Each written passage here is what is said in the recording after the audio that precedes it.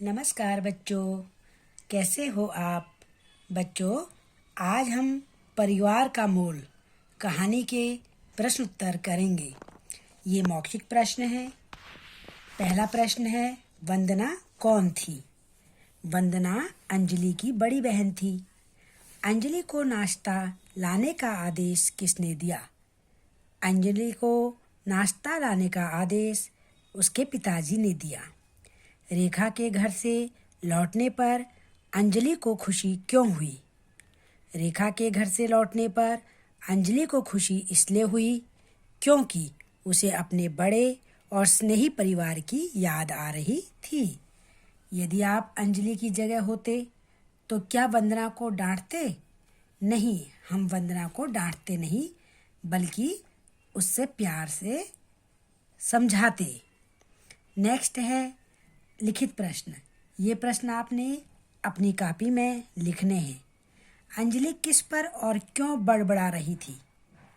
अंजलि स्वयं पर ही बड़बड़ा रही थी क्योंकि उसकी लाइब्रेरी वाली पुस्तक नहीं मिल रही थी। पिताजी का आदेश सुनते ही अंजलि अपनी दोस्त के बारे में क्यों सोचने लगी?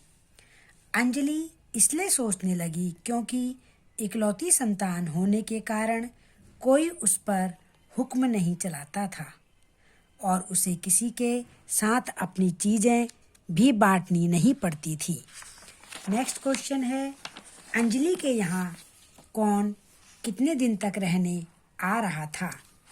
अंजलि के यहाँ उसकी मित्र रेखा 1 सप्ताह तक रहने के लिए आ रही थी। बच्चों, मित्र के जगह हम सखी भी लिख सकते हैं। उसकी सखी, ठीक है। अंजलि व उसके भाई बहन क्या योजना बना रहे थे? अंजलि व उसके भाई बहन दादा दादी की स्वर्ण जयंती मनाने की योजना बना रहे थे।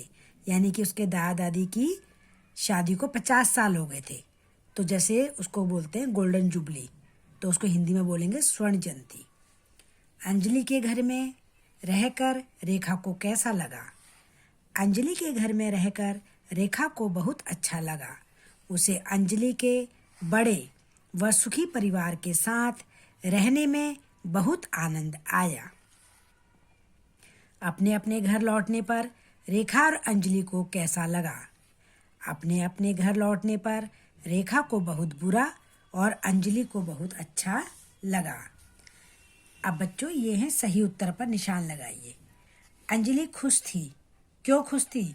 क्योंकि उसकी दोस्त रेखा उसके घर आ रही थी। अंजलि की इच्छा थी। क्या इच्छा थी?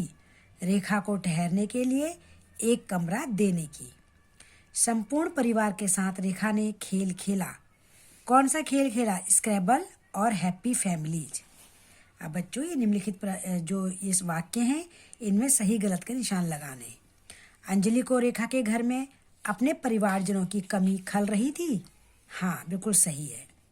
अगला है, रेखा को अंजलि के घर में बिल्कुल अच्छा नहीं लग रहा था। गलत है। अगला है, पिताजी ने अंजलि को पानी लाने की आज्ञा दी थी। नहीं। वी मिस यू का पोस्टर वंदना ने बनाया था। बिल्कुल सही है। अगला, रिक्त स्थान भरने हैं बच्चों।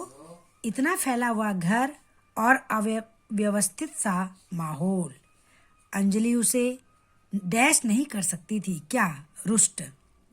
रेखा को भी पाठन में सम्मिलित किया गया। सम्मिलित मतलब उसको मिलाया गया। सब नाम रोशनी और पूजा से संबंधित हैं, तो ये रिक्त स्थान है। अब है, किसने कहा, किससे कहा? तुमको बहुत बहुत धन्यवाद। किसने कहा था? दादी जी ने कहा। दादी जी ने और दादाजी ने कहा। किससे कहा था?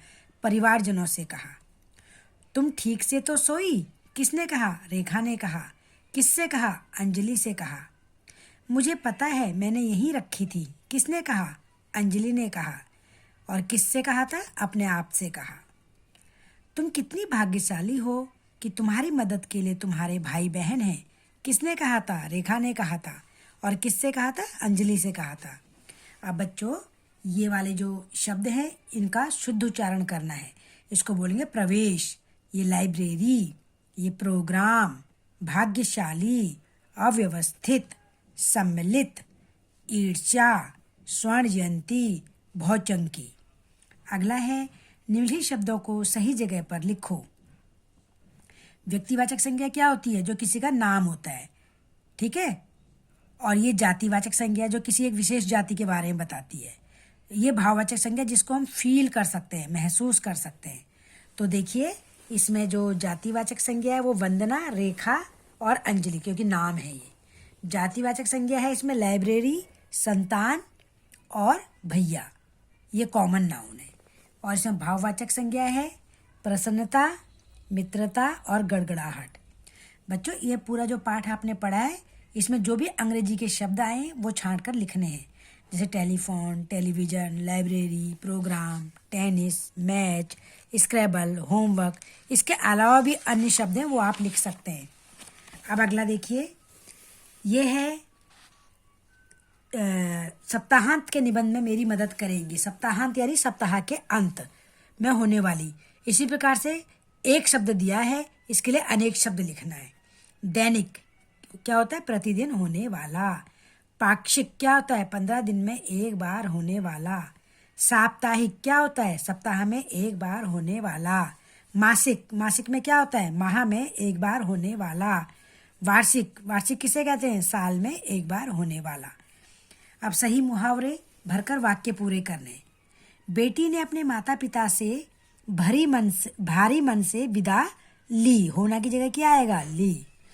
श्री कृष्ण का महल देखकर सुदामा भौचंका रह गया। जाना की जगह क्या आएगा? गया। आगे अलग होते समय दोनों मित्रों की आंखें नम हो गई। तो हो जाना की जगह क्या लिखेंगे? हो गई। वर्षा होते ही देख किसानों ने राहत की सांस लेना की जगह क्या लिखेंगे? ली। तो बच्चों ये सही मुहावरे भरकर वाक्य को पूरा करना था।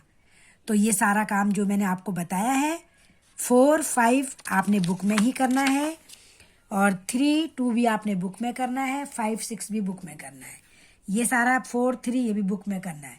लेकिन जो दीर्घ उत्तर है वो दीर्घ उत्तर आपने अपनी नोटबुक में करने हैं, और ये जो मौखिक प्रश्न है ये आपकी बुक में ही होने चाहिए।